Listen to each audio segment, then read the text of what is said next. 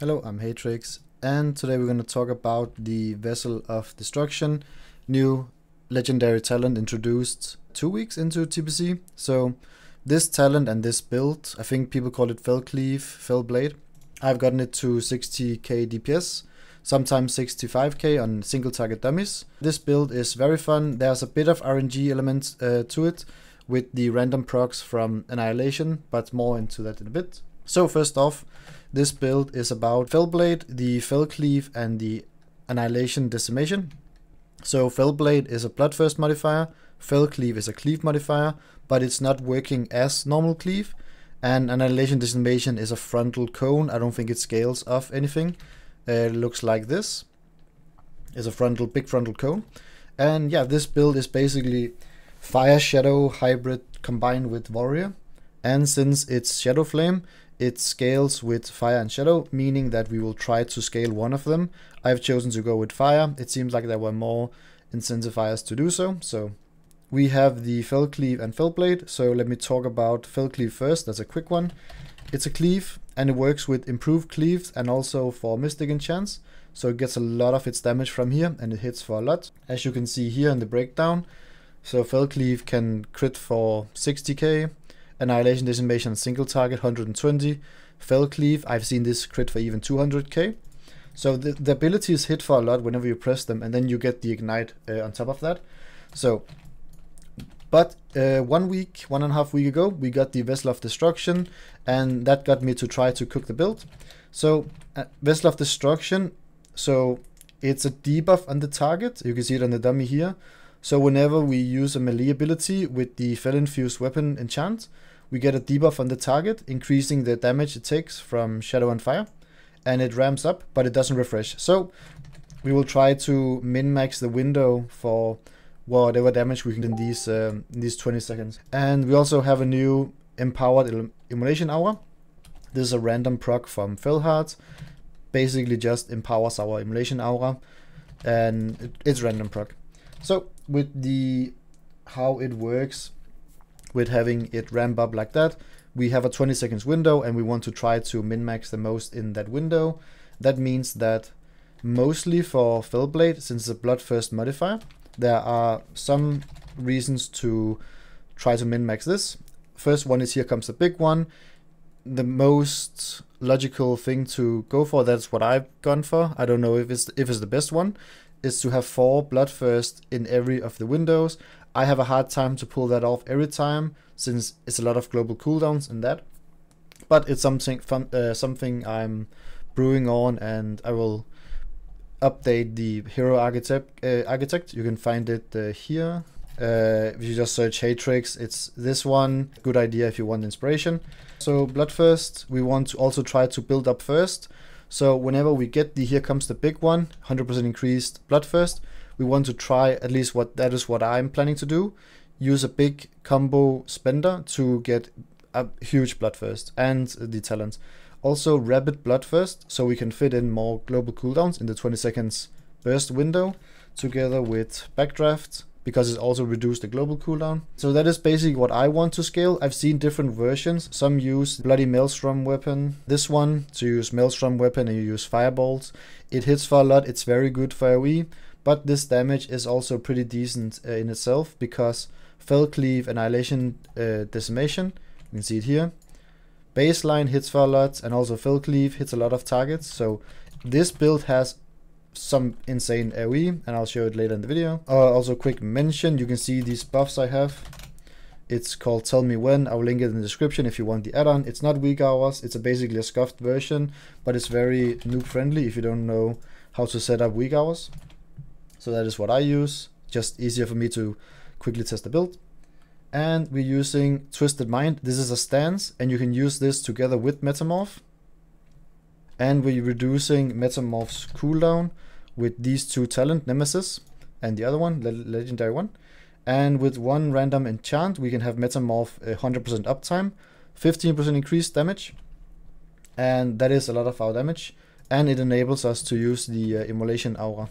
Another thing with this build is that we're using the Shamanistic Rage. This is to fix all of our mana issues. You can see now, if we use our abilities, we have 4000 mana. we hit, we get 500, 300, 300. So all of our mana comes from this as of right now. We have 100%, almost 100% uptime on it because of the Shamanistic talent, this one. And we get a good benefit from it, from this one, fire damage and attack power. So you would think, and that was also my first intention, that hey, we should probably pick Primordial Fury and it would be very beneficial. But the issue I had with it is that the abilities just cost a lot of rage. You can see our rage bar. Let me just move it quick. And you can, this is bad. But you can see it dumps a lot of our rage very quick. So if we had something that consumed 50% of our rage, it would sometimes be a bit awkward to also cast our abilities on the second it goes off cooldown. And we would lose damage. And Primordial Fury has been nerfed a little bit. So it's something to consider. If you can work out the rage requirement to reduce the rage cost, you can probably fit it in. I've chosen to go not to go for it. The other part of the build is that we have Immolate together with this one that just refreshes Immolate. So whenever we have Immolate on a target, it's basically free damage because you refresh the Immolate on target. This together with Infinite Burn, we can also, whenever we cast the free Chaos Bolts, so we cast a free Chaos Bolt with the Rising Chaos procs. We can also have Conflag. Conflag does some benefits, and mostly from the Annihilation Decimation. The other part of Annihilation Decimation is that with the rotation, besides just casting these free, we want to try to have some of these dots on the target. Corruption, Flame Shock, Immolation, Shadow Flame, Conflag. For AoE, let me remove it quick. For AoE it's very easy, we just Shadow Flame and let's see how quick it is. Yeah, we get the proc there. Shadow Flame on AoE, it's very easy to get the proc. The proc is after using Fel Cleave, we get buffed Annihilation Decimation. So now you can see we have this buff after using Fel Cleave with the first proc. It's a bit confusing, but hope it makes sense. And now this, like Frontal Cone, it has 200% increased damage. So now it hits for a lot. This is not even like the final form, whatever you say. It can hit for even more with more buffs and procs. That is basically what you want. You want to try to fill in Flame Shock, Corruption, stuff like that to get this proc. So it's a bit of RNG. So I've chosen to try to go for Corruption as one of them, together with Flame Shock, and just the Immolate is free, but it's not Immolate, it's the Conflag. So now we get the proc. So we also want to refresh Corruption on single target, so we don't have to refresh it all the time. I've chosen to go for Mayhem, so we now refresh Corruption, as you can see. Mayhem is Soulfire. It's a finisher. It's a bit confusing. It still has 1 second cast time, so I'm not all that hyped about it. I think it's a shame it doesn't go to free instacast. It's a bit weird flavored, but maybe just me. And with for the Bloodthirst build up first, we get from casting Mayhem before the Here Comes the Big One, we can use the Mayhem to both refresh the Corruption, and we can use it to give increased damage to our Bloodthirst. So that was my initial idea with Jadefire Affliction. And that is basically the dots. We also use Flame Shock. Flame Shock has a lot of synergies with the build. Mostly Booming Echoes, increased fire damage, Molten Shock, so we get Molten Core. In this build we have Fel Molten Core, so Molten Core also increased damage of Shadow Bolt and Felblade. We are very incentivized to actually cast Flame Shock, so casting Flame Shock gives us, I think it adds up to 10 whenever we have the other talent. I don't know what it is. The other talent for Booming Echoes. And we get 10% increased fire damage for 12 seconds.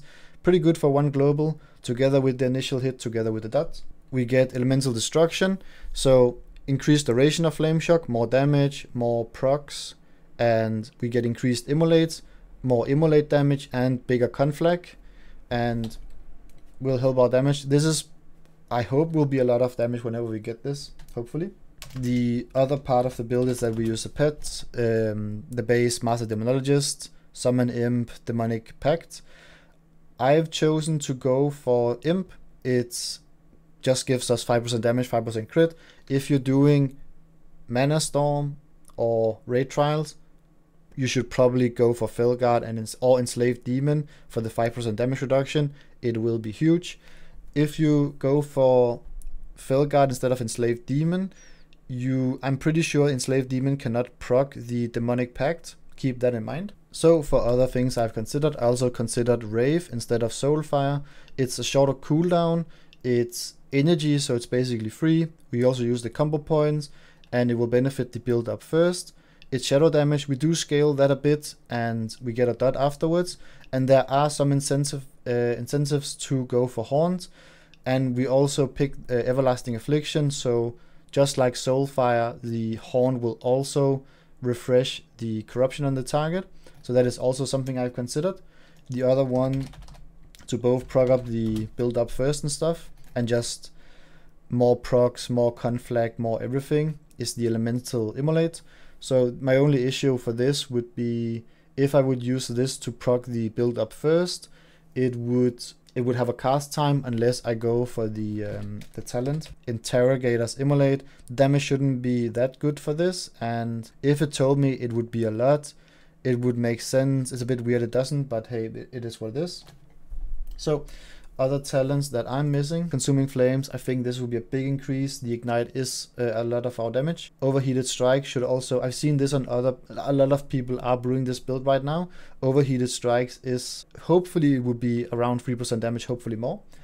Overheating, I'm not sure, I need to test this. I don't know how much damage proc it is, but the flavor of it would make sense for the build.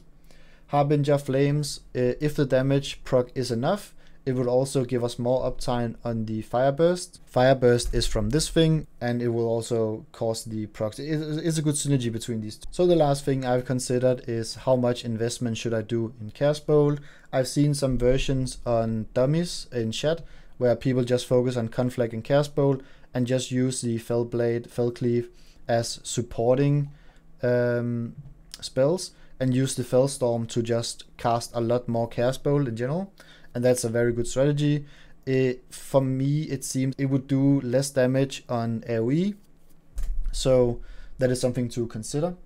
But if you pick the Fel Storm, you would also be able to cast more of the Chaos Meteor on AoE at least. For my gear, this is my stats right now.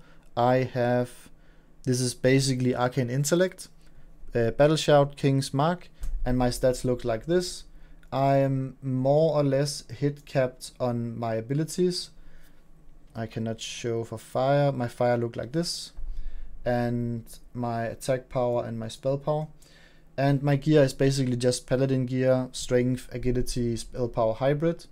In TBC there are so many new strong hybrid items. This belt, this neck, so many new strong items to go for.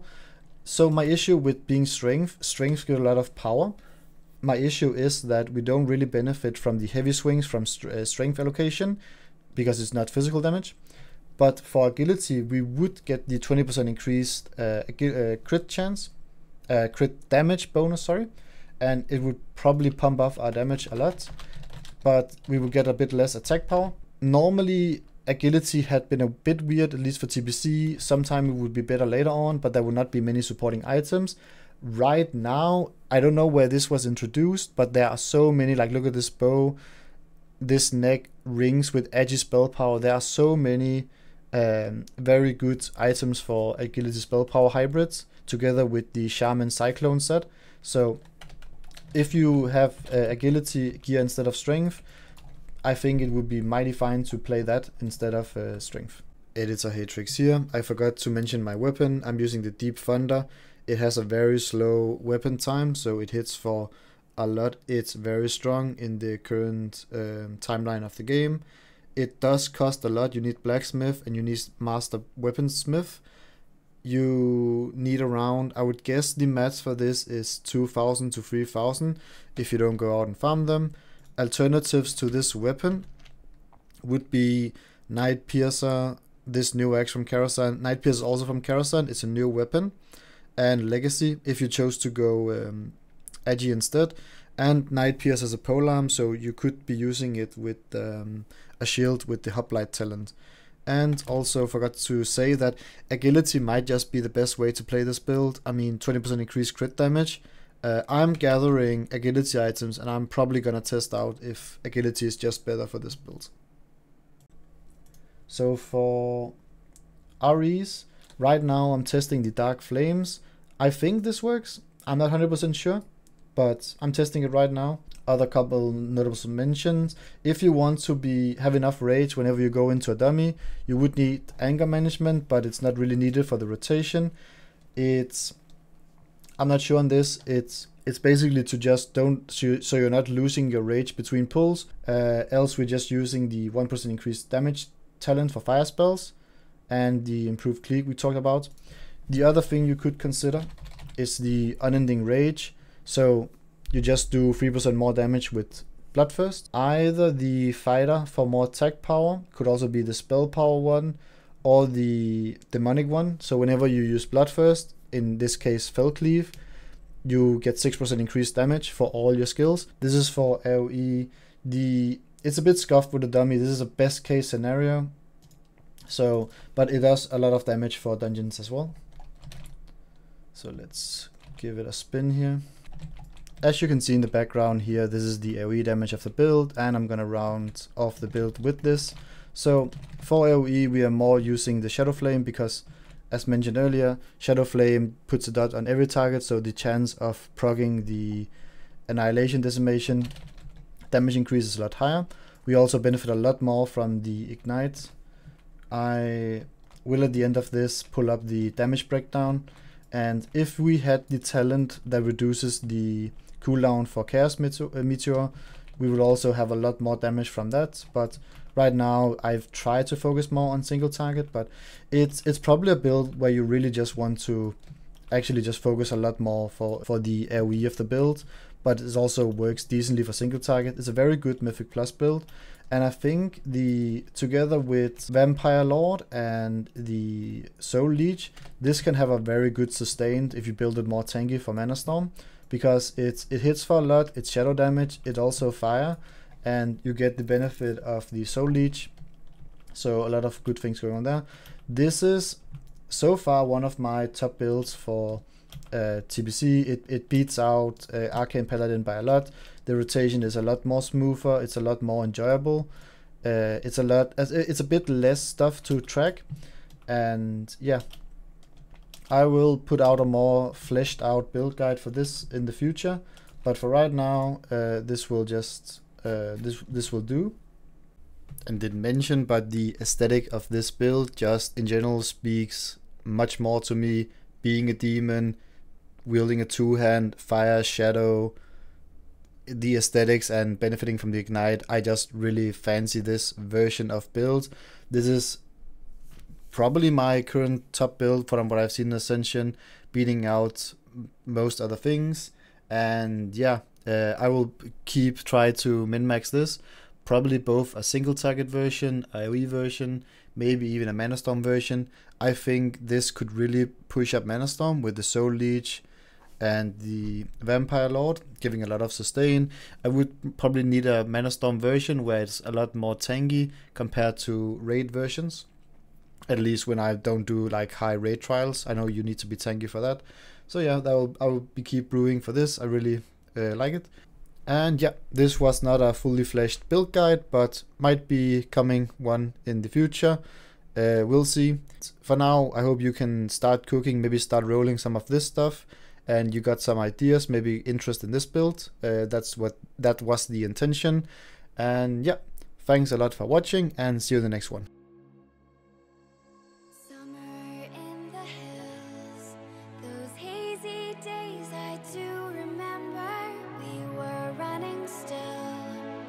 The whole world at our feet, watching seasons change.